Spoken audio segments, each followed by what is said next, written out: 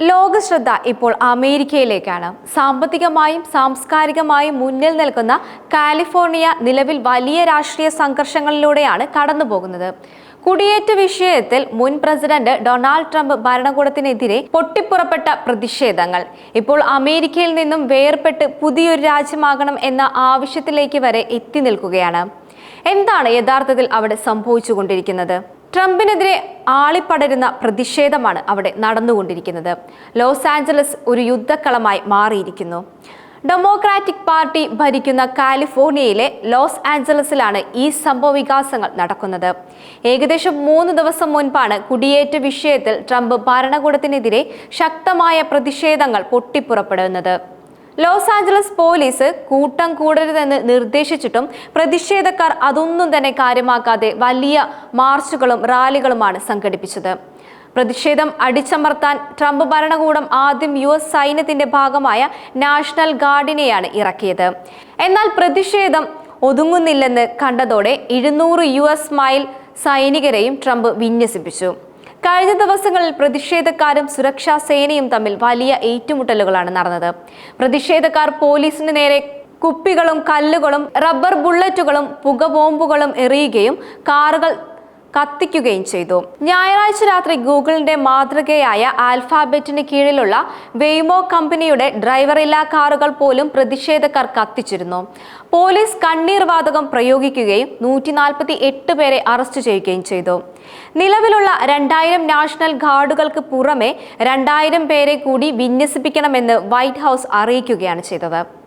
Governor ന്യൂസോമിയും ട്രംപും തമ്മിലുള്ള വാക്പോര് സ്വന്തം പൗരന്മാരെ നേരിടാൻ സൈന്യത്തെ വിന്യസിപ്പിച്ച ട്രംപ് ഭരണകൂടത്തിന്റെ നടപടികൾക്കെതിരെ കാലിഫോർണിയൻ ഗവർണർ ഗാവിൻ രൂക്ഷമായ ഭാഷയിലാണ് പ്രതികരിച്ചത്.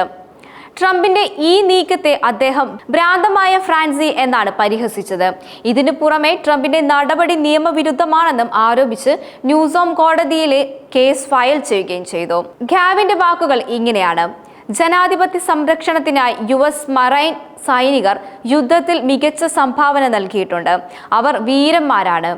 ഒരു സ്വേച്ഛാധിപത്യ പ്രസിഡന്റിന്റെ വികലമായ ഫ്രാൻസി നിറവേറ്റുന്നതിനായി സ്വന്തം നാട്ടുകാർക്കെതിരെ തിരിയുന്ന രീതിയിൽ അവരെ അമേരിക്കൻ മണ്ണിൽ വിന്യസിപ്പിക്കരുത്.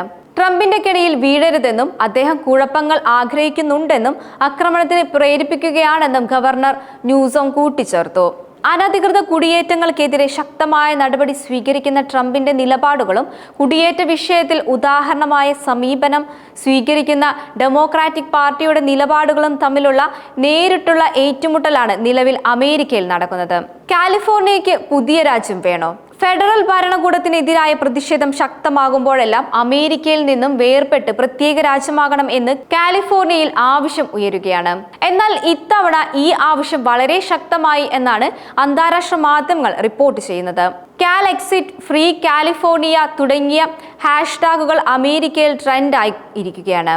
കാലിഫോർണിയ റിപ്പബ്ലിക് എന്ന കൊടി പിടിച്ചുള്ള പ്രചാരണവും സജീവമാണ്. അമേരിക്കയിലെ മറ്റു സംസ്ഥാനങ്ങളുടെ അവകാശങ്ങളിൽ ട്രംപ് ഭരണകൂടം കൈകടത്തുന്നു എന്ന വിമർശനം ഈ വേർപിരിയൽ ആവശ്യത്തിന് പിന്നിലുമുണ്ട്. നിലവിൽ ഏകദേശം 5.5 ലക്ഷത്തോളം വോട്ടർമാരുടെ പിന്തുണ തേടുന്ന പ്രചാരണമാണ് നടക്കുന്നത്. ഇത് നടന്നാൽ 20 അംഗ കമ്മീഷൻ വിഷയത്തിൽ പഠനം നടത്തും. എന്നാൽ അമേരിക്കയുടെ ഒരു ഭാഗം പുതിയ രാജ്യമായി മാറുക എന്നത് അത്ര എളുപ്പമായ കാര്യമല്ല. സംസ്ഥാനത്തിന്റെ ഔദ്യോഗികമായ ആവശ്യം വന്നാൽ കോൺഗ്രസിന്റെ മുന്നിൽ 2 ഭൂരിപക്ഷത്തോടെയുള്ള അനുമതിയും കൂടാതെ 4/3 അമേരിക്കൻ സംസ്ഥാനങ്ങളുടെ അംഗീകാരവും ലഭിക്കണം. നിലവിലെ രാഷ്ട്രീയ സാഹചര്യത്തിൽ ഇത് കാലിഫോർണിയയ്ക്ക് നേടാൻ ഏറെ പ്രയാസമാണ്.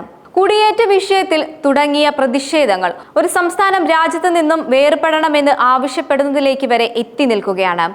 അമേരിക്കയുടെ ജനാധിപത്യത്തിനും ഫെഡറൽ സംവിധാനത്തിനും വലിയ വെല്ലുവിളികളാണ് ഈ സംഭവം ഉണ്ടാക്കുന്നത്.